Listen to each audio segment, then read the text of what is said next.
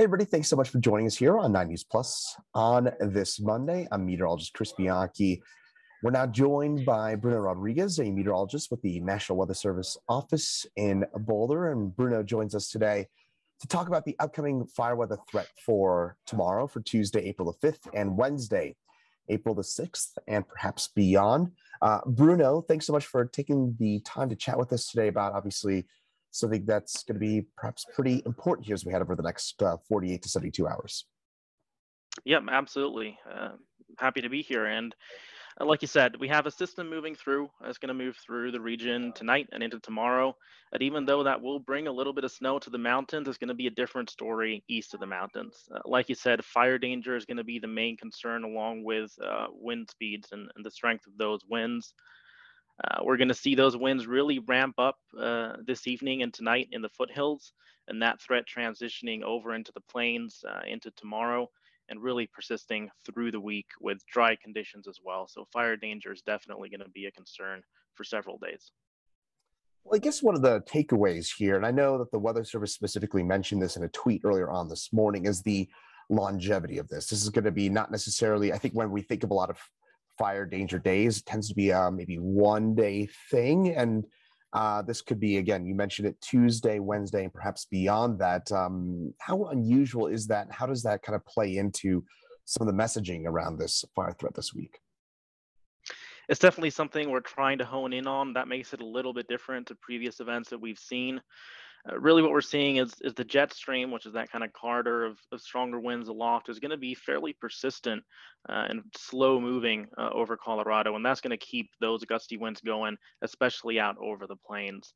So Tuesday and Wednesday really look like the most critical days, at least in terms of wind strength at the moment. But we're definitely seeing potential for that threat to continue into Thursday, Friday, even beyond into the weekend potentially. Well, with that in mind, I mean, we're here in Colorado perhaps a bit more on guard, a bit more on alert with the Marshall Fire and the NCAR fire, both within the last 4 months. And I know that this is not an exact thing or an exact science, but perhaps how will this week's fire danger compare, again, with the obvious hypothetical here that no two events are the same, but how are there any possible connections or comparisons, I should say, between those two events and what we're seeing this week? Right, that's a great question. And really, the main difference here is how prolonged this one will be. Winds, obviously, during the Marshall Fire were extreme. We're not expecting 100-mile-an-hour wind gusts in Boulder proper with this event. So that is one key difference. And with the NCAR fire, that was fairly localized in terms of where we were seeing the most critical fire weather conditions.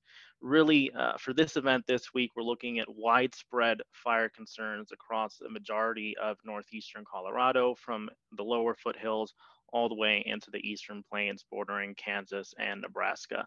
So that's going to be the main concern. Well, I guess maybe one bit of good news, and specifically since the Marshall Fire on December the 30th, is that we've had quite a bit of snow, quite a bit of precipitation here in eastern Colorado, above average in Boulder and Denver throughout much of the Front Range.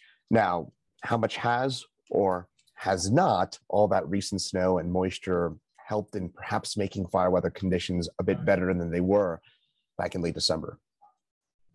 That's definitely a difference compared to the Marshall Fire too.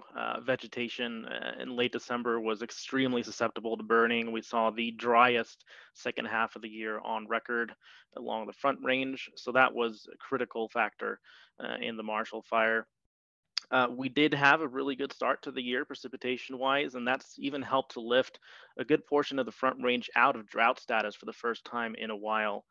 But that being said, the majority of the plains are still in a drought just because of how dry conditions were last year and preceding years.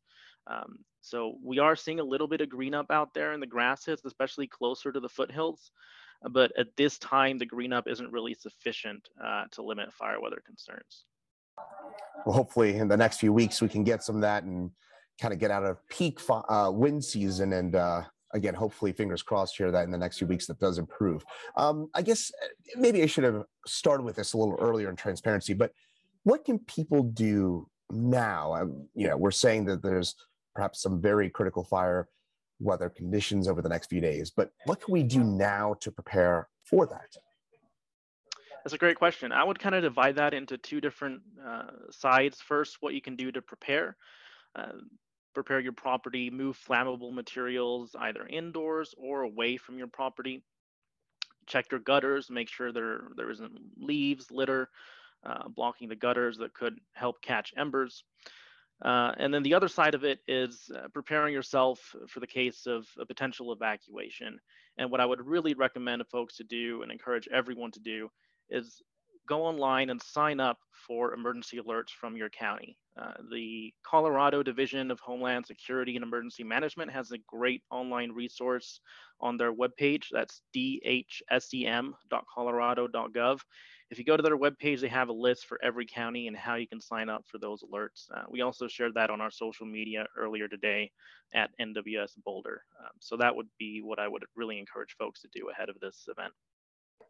So sign up and make sure that your emergency kit is ready to go. So I think those are two key takeaways. Bruno, any other final thoughts, anything we haven't covered yet about what we can expect over the next few days that we haven't touched on quite yet? Really just echo what we've said already. Just encourage folks to use common sense out there. Avoid using equipment that can cause a spark. Obviously, don't throw cigarettes out your window.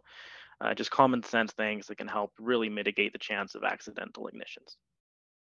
By the way, worth pointing out, I think, Bruno, you'll certainly know this, but for our audience, about 80, if not more than 80% of wildfires are either directly caused by humans or have an indirect connection to humans, aka down power lines. So we can do a lot here in the next few days to make sure that the fire danger doesn't actually turn into actual wildfires. So again, make sure we're being smart out there, as Bruno just said. But Bruno, more importantly, thanks so much for taking a few minutes of your time here today to help us gain a better understanding about the upcoming fire weather threat and conditions. Anytime. Thank you, Chris. Thanks so much, Bruno.